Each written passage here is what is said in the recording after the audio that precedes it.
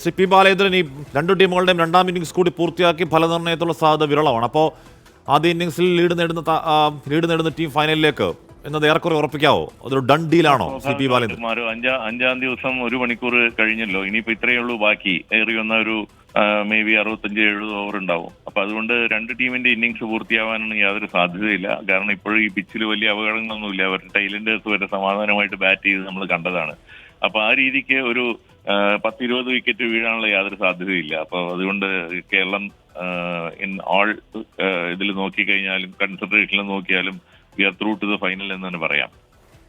ഗുജറാത്തിന് ഇതൊന്നും ഒരു വലിയ സ്കോറല്ല സി പി ബാലൻ. മാത്രമല്ല 8ാം വിക്കറ്റിൽ 72 റൺസുമായി ജയമീത് പട്ടേലും സിദ്ധാർത്ഥ് ദേശായൊക്കെ നിൽക്കുന്ന നിൽപ്പുണ്ടപ്പോഴേക്കും നന്നായി പേടിച്ചിരുന്നു. എങ്ങനെയാണ് കേരളത്തിന് അനുകൂലമായി കാര്യങ്ങൾ മാറിയത് സി പി ബാലേന്ദ്രൻ?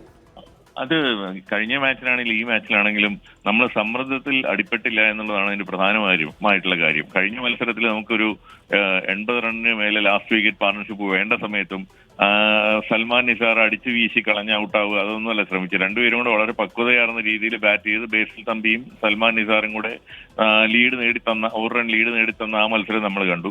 അതേപോലെ തന്നെ ഈ തവണയാണെങ്കിൽ 222 ഒരു വിക്കറ്റ് എന്നുള്ള നിലയിലായിരുന്നു ഗുജറാത്ത്. അവിടെ വെച്ച് പോലും പ്രതീക്ഷ വിടാതെ ആ ജലജ് സക്സേനയുടെ നല്ലൊരു സ്പെല്ലിലൂടെ തിരിച്ചു വരികയും തുടർന്ന് സമ്മർദ്ദം ഗുജറാത്തിന്റെ ഭാഗത്തേക്ക് മാറ്റിയിടുകയും ചെയ്യാൻ പറ്റി എന്നുള്ളത് കേരളത്തിന്റെ മിടുക്ക് തന്നെയാണ്, സംശയമില്ല. അതിനൊരു പ്രധാനപ്പെട്ട അവരുടെ വളരെ എക്സ്പീരിയൻസ്ഡ് ആയിട്ടുള്ള പരിശീലകൻ അയാളുടെ സാന്നിധ്യം തീർച്ചയായിട്ടും അമയ് ഖുറേഷിയുടെ സാന്നിധ്യമുണ്ട്. അതേപോലെ തന്നെ സച്ചിൻ ബേബി ഇന്ന് ഇന്ത്യയിലെ തന്നെ ഏറ്റവും എക്സ്പീരിയൻസ്ഡ് ആയിട്ടുള്ള ഒരു പ്ലെയർ, രഞ്ജി ട്രോഫി പ്ലെയറും ക്യാപ്റ്റനും ഒക്കെയാണ്. അപ്പൊ അവരുടെയും എല്ലാം ഒരു ഇതും അതോടൊപ്പം തന്നെ നമ്മുടെ ജൂനിയേഴ്സിന്റെ കമ്മിറ്റ്മെന്റും ചേർന്നപ്പോഴാണ് ഈ കേരളത്തിന് ഈ ഒരു നേട്ടം നേടാനായത്. പി ബാലേന്ദ്രൻ, ഇത്തവണത്തെ രഞ്ജി ട്രോഫി കേരളത്തിന് അർഹതപ്പെട്ടാണോ?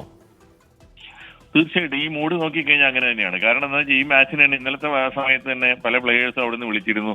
അവർ വളരെ 29 റൺ അവർ പറയുന്നുണ്ടായിരുന്നു, നാളെ രാവിലെ ഞങ്ങൾ ചെയ്യും സാർ എന്ന് പറഞ്ഞ 2-3 കോളുകൾ വന്നിരുന്നു. അപ്പൊ അത്രയും കോൺഫിഡന്റ് ആണ് അവർ, വെറുതെ പറയുന്നതല്ല. അവർ ജയിക്കുന്നുള്ള ബോധ്യത്തോടെ തന്നെയാണ് കളിക്കുന്നത്. ഈ മൂഡ് തന്നെ കണ്ടിന്യൂ ചെയ്യുകയാണെന്നുണ്ടെങ്കിൽ എനിക്ക് തോന്നുന്നു വിദർഭയായിട്ടുള്ള മത്സരമായിരിക്കും മിക്കവാറും ഫൈനൽസിൽ വരിക. അതിലും നല്ലൊരു പ്രകടനം തന്നെ നമുക്ക് പ്രതീക്ഷിക്കാം. Thank you sir, thank you. അങ്ങനെ നാക്ക് മുന്നാവട്ടെ.